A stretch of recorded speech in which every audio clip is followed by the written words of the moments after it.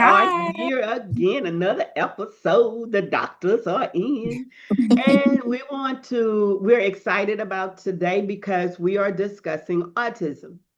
And autism is becoming more and more a part of our lives. And we want to be able to work with our babies uh, the right way. So we have our own Dr. LaJoy. Say hi, LaJoy.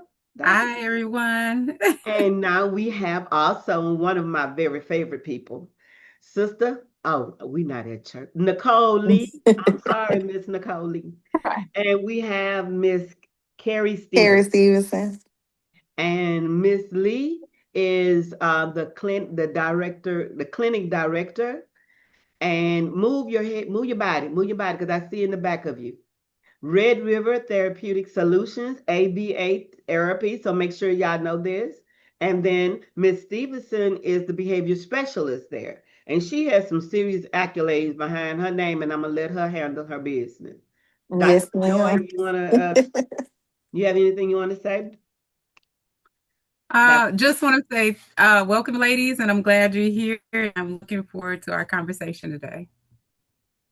Okay. I Perfect. am glad to be here to speak. My name is Kerri Stevenson, and I am a BCBA, which stands for a Board Certified Behavior Analyst.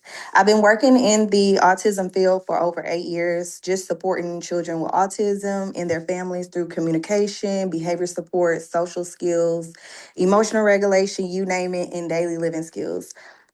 One thing about autism, which is also known as autism spectrum disorder, it's a developmental condition that affects how a person communicates, interacts socially, learns, and experiences through the world around. Every children with autism is different. I always say, every kid will not be the same. Some children may have delayed speech, some may have sensory sensitivities, repetitive behaviors, difficulties with transitions, or just challenging expressing their wants and emotions. One thing I am passionate about is educating and advocating within the Black community because many of our families were not raised having open conversation about autism and like the developmental delays or like mental health, period. A lot of our behaviors get dismissed as like bad behaviors, hard headed, or let's pray about it. They'll grow out of it. That was a lot of things that was going on in our community. So, it's one, my goal is just to help families, educators, and communities like understand really what it is. Because you mentioned something earlier that I wanted to speak on. Another important step is removing the stigma in our community. A lot of Black families were raised, like I said, to pray about it or whoop it out of them or avoid labels altogether.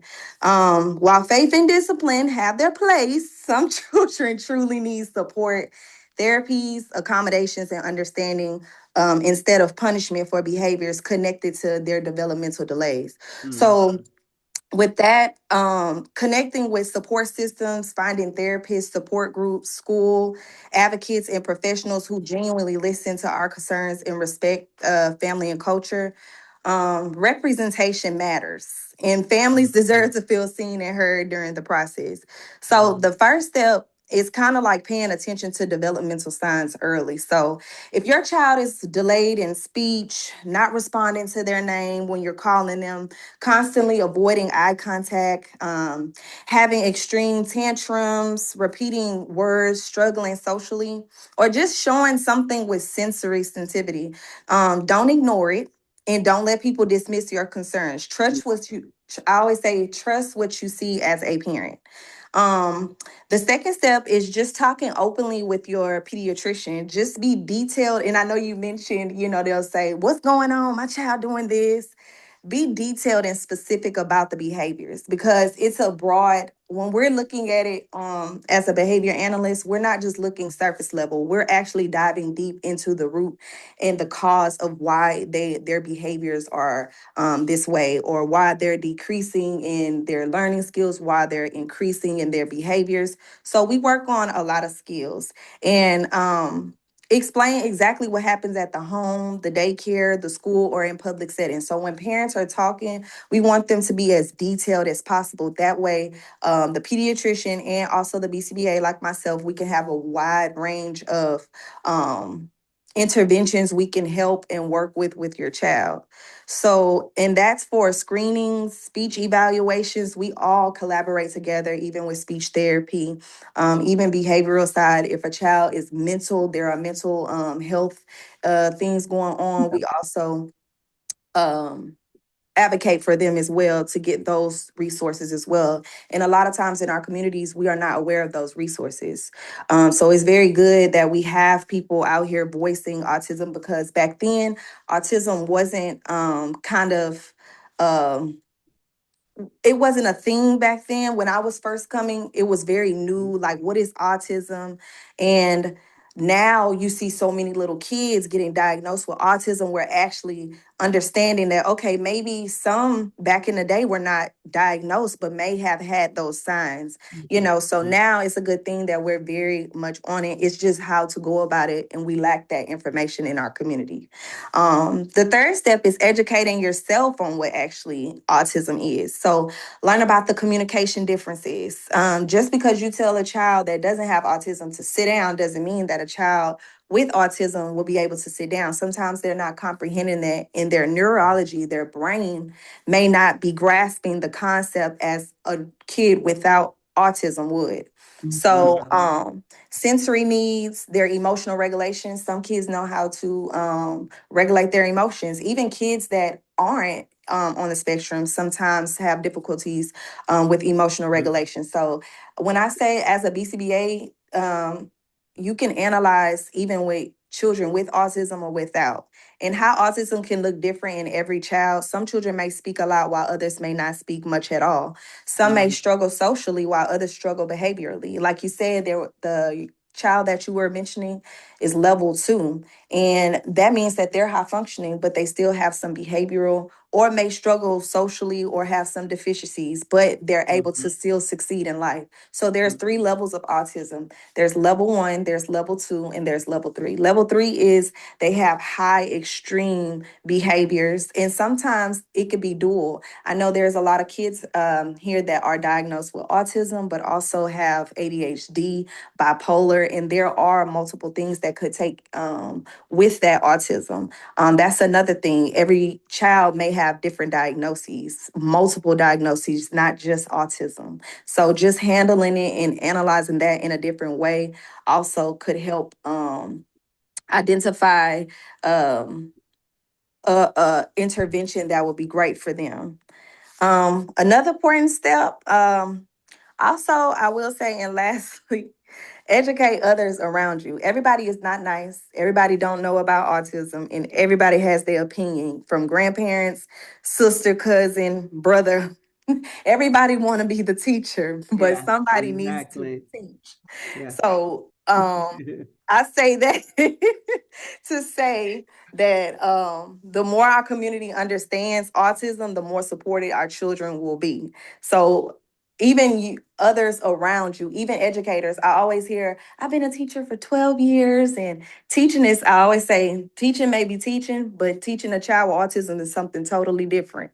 Yeah, it is. It is. It is. So I will say teaching, that's the foundation, but also breaking down why this is happening and how do we come up with ways to fix or to change those behaviors and increase those behaviors in the home community is a whole different ball game. So autism awareness in the Black community is very important, because our children really do deserve early support, understanding, and the opportunity to succeed without even being misunderstood. So I hope I didn't take up your time. That's my whole No, preliminary. no, no, no. I appreciate it because you're right. As educators, and like I was saying before, we get into that classroom.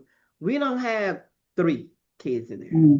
We have 30 children. We have between 25 to 30, depending. I was an interventionist at the end, but even as an interventionist, I still had 20 kids, 25 kids.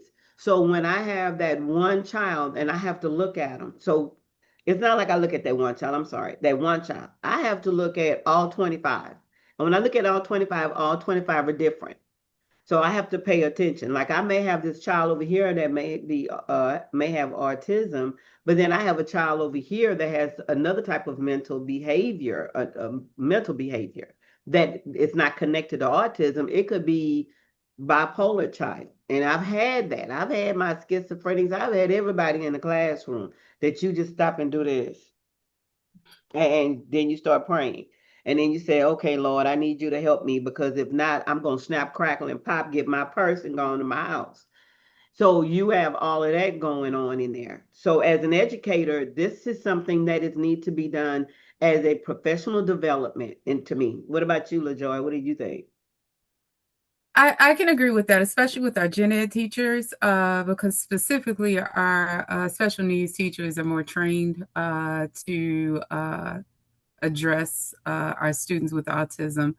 And not just our gen ed teachers, even administrators need to understand them and notice their behaviors and to separate it from a behavior that should end in consequence, because sometimes a lot of our students that are autistic and they might be on the high functioning end, they don't realize or know how to cope with them because of sometimes they come with their socially awkward behaviors, as we would call it, even though I don't think it's awkward. I think that usually it's brilliance behind a lot of those students that I've encountered. So that's what I do agree. There needs to be more training. I think that they neglect the gen ed teachers and the administrators with this type of training. It should not just be something that is developed in our special needs teachers. That they should be aware and they should know how to, work with those students well, and also create relationships with them. Because I've even noticed where sometimes they avoid the students with autism, especially if they have, it depends on which side of the spectrum they're on, and they'll avoid them and they misunderstand them. But my encounter with them as an educator, they've always been the smartest and the most brilliant. Yes. Even it's like I always see them as I look at them more as neurodivergent than autism. That's how I try to see it. That means that their brain just works on a different level than ours. And sometimes they see things that we can't see. That makes them uniquely different and brilliant. And you can even look at it in a lot of people in the world who have created some, been inventive. You look at them and you can see that they were on the spectrum, even if they weren't diagnosed. As Kerri was saying earlier, a lot of people just in our generation were not diagnosed because it was something that we didn't go seek. I can speak as I have an older sister with autism, but she was nonverbal. So she was on the spectrum where she talked till she was about 3 or 4 and she just shut down. And now she's 57 and she speaks with her eyes, nothing else. She can give you a look like a teacher and let you know you better go do that or I'm going to get you. It's like that type of behavior, but she will not talk, but she knows what's going on and everything. So I'm just thinking in that terms that it would help with that misconception about autistic students. Okay. Yes, because I know that one thing I always hear with education, teachers I want them to understand is that teaching students with autism in a general education setting can absolutely feel overwhelming sometimes. And it's okay to acknowledge that. Teachers already manage large classrooms, behaviors, and they also have those lesson plans, testing, and just different learning styles all at once. But understanding autism can make a huge difference for both the teacher and the educator because they're not trying to intentionally make your day harder. Now, some I will say, some know better because they grew up in a household where it's a lot of corrective action. So they do know wrong from right. And that's from teaching in the home. And then when you get to the classroom, you learn, oh, they're not going to do me like mama do me. So some of them do learn that what they can do, and that's what's called a behavioral contrast. It's when you produce behaviors in one setting, but it doesn't show in another setting. So that's another time where autistic kids do have those.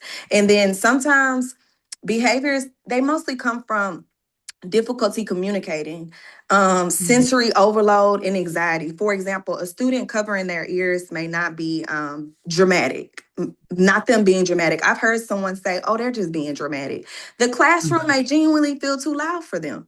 A child walking around the room may not simply be bad. They may struggle with sitting for long periods of time or need movement to regulate themselves. So a student having a meltdown, not may not be throwing a tantrum for attention. They may be overstimulated and unable to process their emotions appropriately in that moment. So one of the biggest things teachers can do is shift from asking what's wrong with this child to what is this child trying to communicate. That's where they need to start, because just trying to understand what needs to be communicated. Like, okay, you're trying to tell me something, but I don't know what it is, but you're acting out, because usually you've learned that if you act out, they're going to try to find out what you need, but we're going to teach them how to communicate appropriately, so that way we can learn in all community, the community, in the school, in home, how to communicate. And that's one thing that we do. We teach them how to appropriately communicate and advocate for themselves, because a lot of children that are autistic do not advocate for themselves. They engage in behaviors to get what they want, because they have learned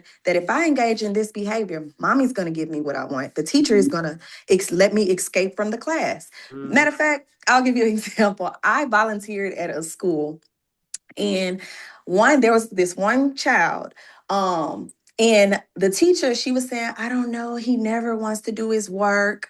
So I'm like, okay. So I looked at the work, and he was done with his work within 2 minutes. He knew multiplication. 5 years old and could tell you multiplication. He was autistic. He could multiply. So I'm looking at the work that she have him doing. He bored. He's so smart. He know it. So what he used to do, he used to escape from her class. But he knew that if he threw all the books all on the floor, or threw out anything paper, tear up something, he knew that she would call the principal to come get him, and he'll go sit in the principal and be having a good time. Like, he's in there just chilling. So I realized that, and what I did was I told her, he's trying to communicate to you that, hey, this is too easy and I'm bored. That's what he's trying to communicate. He's trying to tell you, I'm bored. You need to give me something to do. So what we did was we started giving him math problems. We started giving him advanced work that was on a higher level than the age group and the skills he was working on. And he started to sit down more. He started to escape less. He started to ask for more workbooks. So it's all about trying to understand what they're communicating and then how to go about it. So even autistic students often do best with clear expectations. And also, it's important to understand that not every autistic child looks the same. Some students may need a lot of support, while others may be very independent academically, but struggle socially, emotionally, or even behaviorally. So, and honestly, building a relationship matters. Many autistic students respond better when they feel safe, understood, and just not constantly judged. Because I always say, even if they can't talk, they can hear. Yeah, exactly. Well, that's a great leeway into Miss Lee. So Miss Lee's gonna tell us about what she does. So, hi, I'm Nicole Lee. I work with Red River Therapeutic Solutions.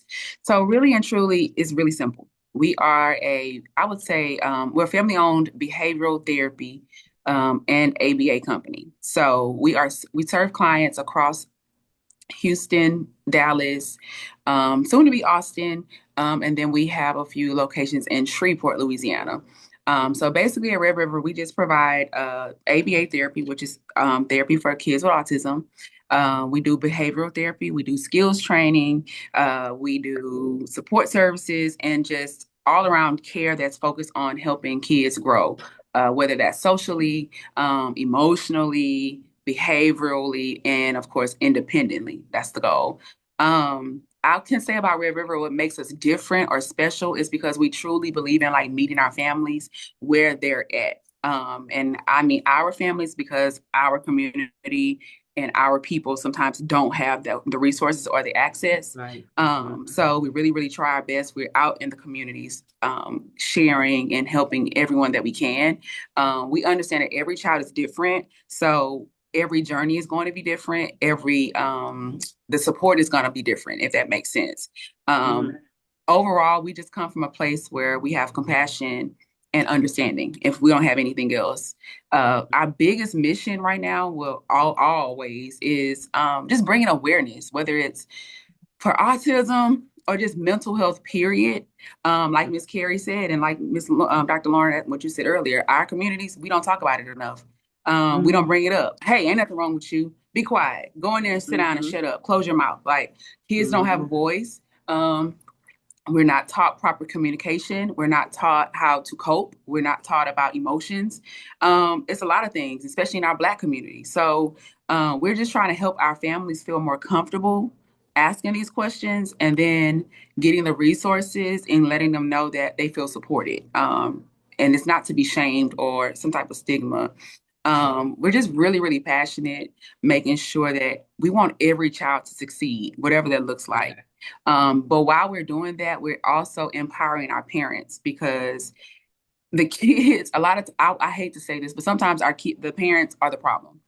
And what happens is they are uninformed, and then, or they're just lazy, or they're non-existent. You know, some of our kids don't even have parents. So we want to make sure that we're educating them, but also creating a safe space so that the families can see that we're real, we're human. We want them to feel seen and then heard, and then just supported throughout the entire process. So basically, on our behavioral side, we have staff therapists who are licensed, who go out into the homes. They go to the schools. They go into the communities. It's a non-traditional approach, where, you know, back in some days, you take if they did, take a kid to a therapist, they sit in the office and they talk about their feelings. No, this is a different approach where our therapists are in your homes. They're providing one-on-one support. We're at outings. We're going to football games. We're supporting, you know, we have teenagers getting ready for college. We're supporting them in that area, getting them ready to sign financial aid, whether they want to go to the military. It's just social skills, life skills, just anything you can think of is what we're doing, because sometimes our families can't do it, and sometimes our families don't do it. So at the end of the day, our focus is just helping, whatever that looks like, whether it's your child has OCD, whether your child has ADD, ADHD, you know, ODD, any diagnosis you can think of, schizophrenia, they're hearing voices, they're suicidal, whatever that looks like. We are trained, and we have our staff that are trained to go out and do the work. So how do they find you? So how they find us? Oh, so basically, we do have a website. It's rtsonline.com. Of course, I can be a point of contact if you have any questions. We can share my email, phone number, all of that.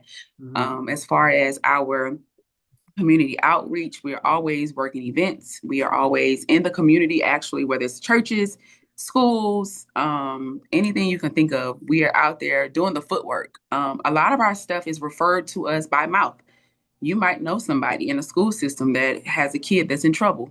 And Lord forbid, you know, the schools don't have the help. Sometimes these kids get sent off to other schools, or worst case scenario, jail, and, you know, detention centers and stuff like that. So we are, you know, accepting clients always, whether it's a referral source, a doctor source, or just community sources. But I can share my information with you, and you can put it out there for the streets. Okay, so okay, look, wait a minute now. Hold on. You know, if Mr. Lee gonna be glad about this. Baby, yeah. Okay. But one of the things that I noticed when you saying that, one of the things that I noticed that they said that, where is it?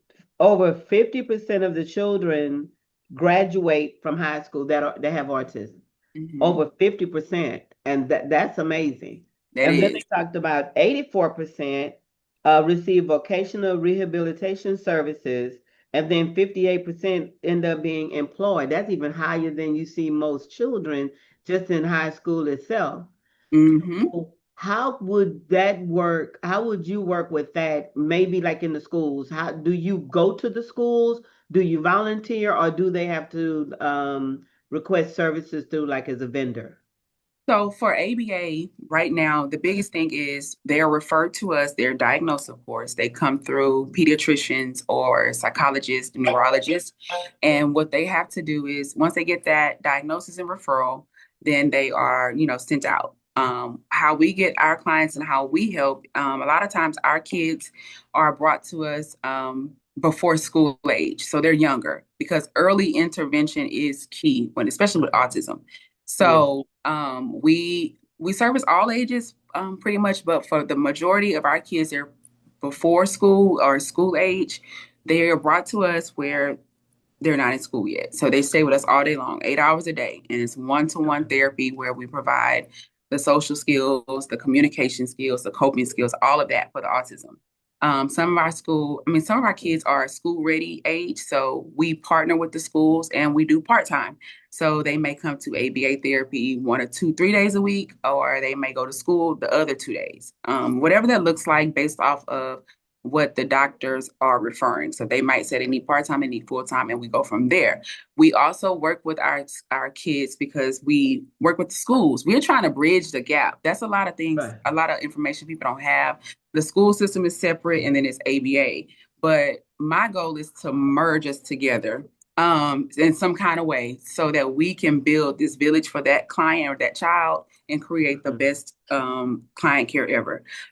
So we are working with the schools. We do work with the interventions. We work with the special education teachers, the principals. We sit in on the our ARD meetings. We, look at the IEPs, making sure that kids have an IEP. Just supporting the families and advocating from the back end because, like I said, our families don't know. They're not educated, so they don't have that help. And then we work with the schools. If your kid is here with us a few days, he goes to school a few days, let's meet, let's talk. We have parent trainings where we all get together weekly or bi-weekly to discuss what's working, what's not working, what can we do as far as helping the client.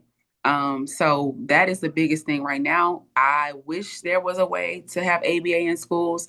Maybe if the Lord says the same, that is something we can implement down the future. But we really, really want to try to find a way that we can collaborate and that even if our teachers need to get trained or become certified RBT, which is a registered behavior therapist, that can help them. Look, both of our heads going like this.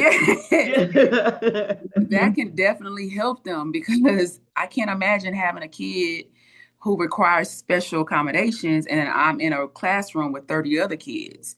And it's that one-on-one is necessary. And if your child goes into behavior, what can you do? What can you do? That's when you said, when I was listening to you, which that would be amazing. If nothing else, teachers are always going through some type of professional development. That's what we do. We're in professional development so much. Sometimes you just stop going, oh, Too much. That would be an amazing, even if it's at the very beginning of school, because the only reason why I know me and Dr. Gardner, I know that between the both of us, we've been in it so long that we can recognize that something's going on. Immediately when we start seeing, especially when they start doing this or they're not communicating the way we should, if they're not communicating heavily, 9 times out of 10, they are in the self-contained class where they are just there. The ones we usually have are usually level 1 and level 2. The level 1 and level 2 kids. They're higher functioning. Higher functioning, they're able to handle it. But sometimes teachers will look at it, and some teachers, especially when they see us, they don't want to actually say autism. They want to say, "Oh, this is a horrible kid. Get them out and send them to the office." Go to behavior. There you go. And we can't have that. So I believe that would be great, not just in our community, but everywhere. They would need that so that they can recognize there is a difference.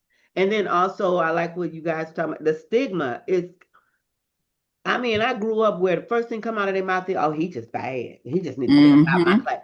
First of all, you never call a child bad. You always say they have challenging behaviors. You do not call a child bad because they're not bad. At least don't say it to the parent. Say it behind, when you talk to your homegirl on the side of the road, talking. Don't say that out loud. But one of the things that when I was reading this, The first thing they said was the parents, and I had said this before, the parents do not know. So, is there any documentation that could be given maybe at the pre-K level, or maybe like I know at church you passed out some things? Are there like Mhm. anything that can be given at the very beginning for parents to have so that they can do a check mark if they seeing something a little That different? to recognize, They yeah. can recognize the behavior. Is there Mhm. anything like that? Do you I have anything think, that way? yeah, we do. We actually do have a plethora of ways and information. Also, like pediatricians, I feel like they do a part, some part of it. I feel like it's like you said, we're lacking a little awareness. So we need to be a little more, I guess, open to accepting the information and then actually being able to take it and use it. I have spoken to some parents who have told me, well, my child does this and my child did that, but ain't nothing wrong. She's gonna outgrow it. She's gonna outgrow it. Yeah. And it's time out for denial. And I can't tell a parent how to feel, how to cope because I can't speak. I don't have a child with special needs. But Mhm. just from the outside of it, it's like time is key. Like the time wasted is time you can never get back. And the time that we're spending in denial is a time we could be using to pay attention to those signs to get early intervention. So I Yes. know we don't have much information out. I mean, it's just now popping up everywhere. Now it's like autism this, autism that. It's everywhere. But some parents still don't see. It's like a covering over it. And denial is Yeah. so real that they are willing to feel, make themselves delusional and feel as if, no, it's not, that's not it. She's gonna walk, she's gonna talk, she's gonna do this, she's gonna do that. I'd rather you just come to the light and get on it. I like Just that. Come to the light. Don't come to back the light, away. Come Carolyn. to the light. Come to the light, Just come. Caroline. So there's checklists. There's so much information, but it involves us educating ourselves and holding Mm. ourselves accountable for wanting to learn. So you just got to be open. But I know our pediatricians, our early pediatricians, the psychologists, all of these people have the information that they normally share. But like you said, sometimes your kid can be on the charts and present as normal. And 3 to 4 years old, things change. There So you go. I Yeah, would that's just how be you know. very alert as a parent, a new parent, or somebody who is planning on having kids. Educate yourself now before so that you can see Mhm. what to do and what not to do. So I can Advocacy share, yeah, is real. Advocacy is yes, real, but Yeah. I'm noticing that we're not having enough advocates out there, especially with our parents. So I really am so excited. This young lady is. When I see her, I just smile. I smile because I'm so proud of you, and Mr. Lee. I'm just proud of you, and you, you too, you I too. I know we just like to. But the advocacy is real. We need to advocate more. That's why I really want, if you would text me your information and I Yes, can place ma'am. it at the back of our video, and that way Hmm. we can have it. And then also just continue to share it. Did I you have will. anything you want to talk about, Dr. Gardner? Did you want to share? No, I've enjoyed this conversation because I think it's so important that we get that out there, especially when thinking about how things have changed. And as she said, we were underdiagnosing students in the past, and a lot of people think, or they try to present it as though it's on the rise, but it's not on the rise. It's probably It's not. exactly the same. Where's It's been? just being Do we more need to stop taking recognized. Tylenol? We need Yeah, to stop taking yeah, Tylenol. yeah. It's just we're recognizing it, and so we're giving, and it's helping us give that support to students that are being diagnosed. And as you said, Dr. Lorna, a big thing is as educators, we have to be more aware, and we have to figure out how we can better accommodate students in the classroom as they are, you know, integrating them in with the general population, because those students should be in there with them because they have a lot to contribute inside a general ed classroom. Instead of being Yeah. isolated, they should be mainstreamed in, and that's a good thing, because a lot of them, as we said, they're very brilliant. It's just that they have accommodations and modifications that we need to be aware of, and that's why we have certain things in place to create plans to give them those accommodations and modifications. But we as educators have to learn how to balance that in our classrooms where we can address the needs of each student. Because in a perfect world, I really do believe every child would have an IEP, and I'm being honest. Because I think every child need to everybody have. learns differently. They do. Yes. It would be difficult because having up to 100, secondary teachers can have up to 140 plus students a day. I know that's difficult, but if we can come up with a means to create a system where it could make it easier for teachers to remember those accommodations and modifications and avoid the burnout, where that's a lot of times I think the reason why they don't address it, because teachers are burnt out. Yes. And they're in it, and they say, oh, I can't get to it. And those kids fall through the cracks because they're not being addressed, not because the teacher doesn't want to, but because of the burnout on so much they are expected to do.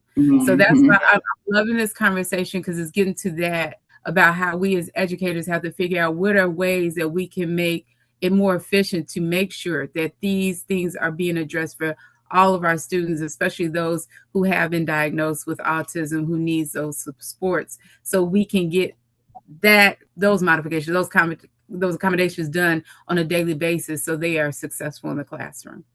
Yes, and we thank you, Miss Lee, for joining us, because we will continue to try our own way to advocate and to have those conversations, because at the end of the day, these are our babies, especially in the Black community. Because you're right, we got to stop saying, "Go sit your behind down, y'all be quiet," and knowing doggone well something not working right, and you want to have that conversation. And then we need to know what to say when we go to the doctor, because sometimes we'll say, like I was saying earlier, our white counterparts would say, "Oh, I'm seeing repetitive behavior. I'm not really sure why." And us, what we say, "Oh, they do that all the time. I don't know. I think something wrong." And we just got to be able to present ourselves better, and have that conversation. And I think if we start, doing what we need to do as advocates, and then continue to speak to people like Miss Lee, we can do a lot better. Yes. So if there's no more, anybody have any more things they want to talk? Everybody good? That's good. All right, but we want to thank Miss Stevenson for being on. I'm sorry she had to get off. Yeah, she had. I thank her, and I thank Miss Lee for being on. Thank you. This episode will drop on Saturday. Okay. Okay. Everyone. All righty. Well, y'all take care. God bless, and see you next Saturday. Bye. Thank you. Bye-bye. Bye.